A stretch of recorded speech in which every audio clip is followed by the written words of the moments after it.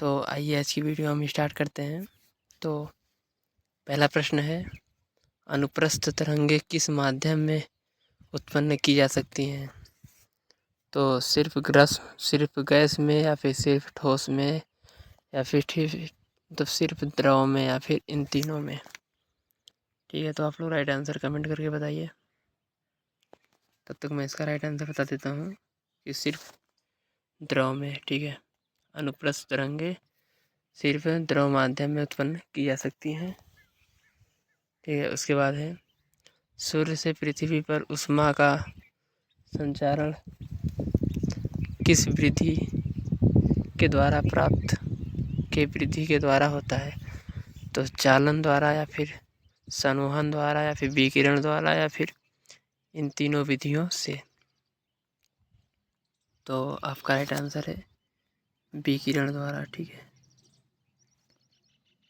उसके बाद है, निम्न में से कौन सा युग्म सुमेलित नहीं है?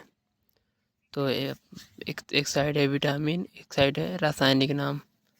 तो विटामिन ए का रेटिनॉल से, या फिर विटामिन सी का एक्सोब्रिक से, या फिर अम्ल से, या फिर बी को थायमीन से, या फिर के को टोकोफेराल से।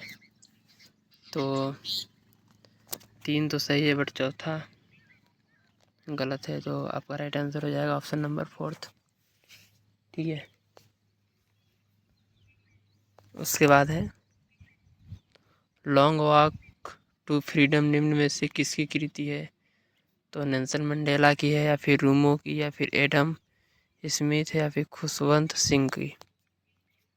तो आपका राइट आंसर है नेल्सन मंडेला। ठीक है, उसके बाद है, उत्तर प्रदेश में शैक्षणिक अनुसंधान एवं विकास परिषद की स्थापना किस वर्ष की गई? तो 1971 में, वो 1981 में, या फिर 1961 में, या फिर 1967 में, या फिर 1971 में। तो आपका राइट आंसर है 1981 में। ठीक है, उसके बाद उत्तर प्रदेश में उर्दू प्रशिक्षण एवं अनुसंधान केंद्र अवस्थित है। तो लखनऊ में, या फिर फैजाबाद, या फिर मेरठ, या फिर अलीगढ़। तो आपका राइट आंसर है लखनऊ। आप लोग अलीगढ़ को जानते ही होंगे, ताला नगरी को। ताला नगरी से प्रसिद्ध शहर अलीनगर, अलीगढ़। ठीक है, उसके बाद है मेरठ, आप लोग क्रांति का शहर। मेरठ को आप लोग जानते ही होंगे, क्रांति नगर।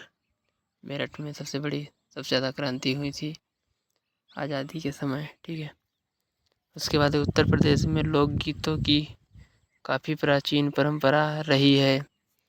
बताइए, ढोला लोकगीत निम्नलिखित में से कहाँ प्रचलित है? तो आगरा और मेरठ में है, या फिर सहारनपुर और बलिया, या फिर प्रयागराज और कानपुर, या फिर गोरखपुर और जौनपुर। तो आपका राइट आंसर है आगरा और मेरठ। ठीक है, उसके बाद है, हिंदू मुस्लिम एकता का प्रतीक सुलह कुल उत्सव उत्तर प्रदेश में किस शहर में आयोजित किया जाता है? तो मेरठ में, या फिर अलीगढ़, या फिर लखनऊ, या फिर आगरा। तो आपका राइट आंसर है आगरा। ठीक है, उसके बाद है, उत्तर प्रदेश में किस आर्थिक क्षेत्र का जन घनत्व सर्वाधिक है? तो पूर्वी क्षेत्र का, या फिर पश्चिमी क्षेत्र का, या फिर बुंदेलखंड का, या फिर केंद्रीय क्षेत्र का। तो आपका राइट आंसर है पूर्वी क्षेत्र में सबसे ज़्यादा जनसंख्या घनत्व है। उसके बाद है, उत्तर प्रदेश की स्वाधार योजना संबंधित है। तो स्थापत्य कला की प्रतीक इमारतों को मजबूत करने से, या फिर संघर्षशील महिलाओं की सहायता करने से, या फिर तकनीकी रूप से कुशल लोगों को रोजगार देने से, या फिर समय से पूर्व कार्य से अलग हुए कामगारों को प्रशिक्षण देने से। तो आपका राइट आंसर है संघर्षशील महिलाओं की सहायता करने से। ठीक है, उसके बाद है पुलिस व्यवस्था का क्या कर्तव्य है।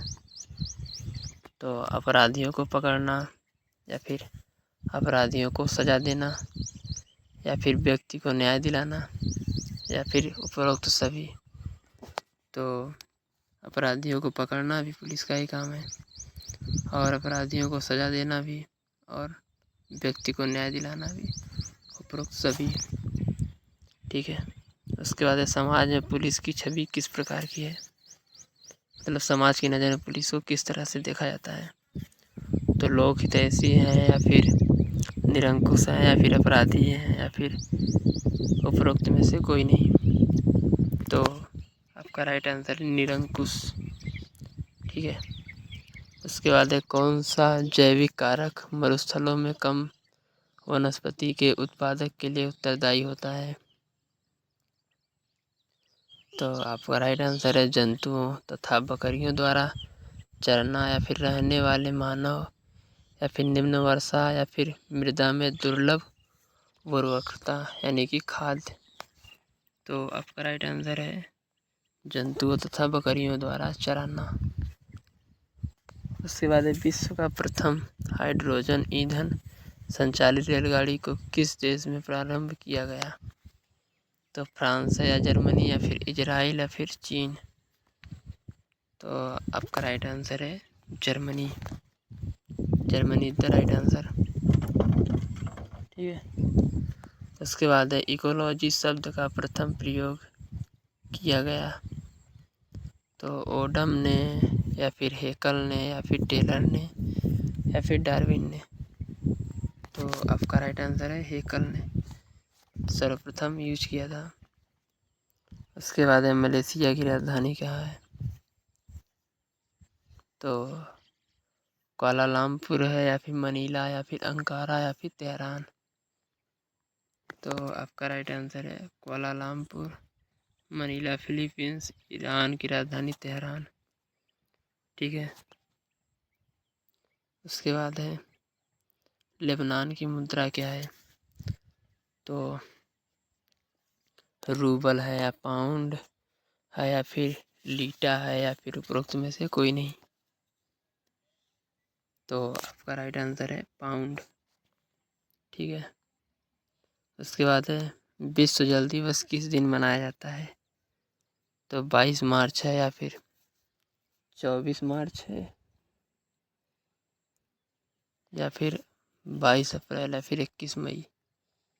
तो आपका राइट आंसर है 22 मार्च। तो उसके बाद है चिंता से मुक्ति मोबाइल ऐप निम्नलिखित में से किसके द्वारा आरंभ किया गया। तो EPFO हैं या फिर ESIC हैं या फिर LIC है या फिर ICICI है। तो आपका राइट आंसर है ISIC is the right answer. तो आज की वीडियो हम ख़त्म करते हैं। उम्मीद करते हैं आप लोग को वीडियो पसंद आया होगा। तब तक के लिए जय हिंद।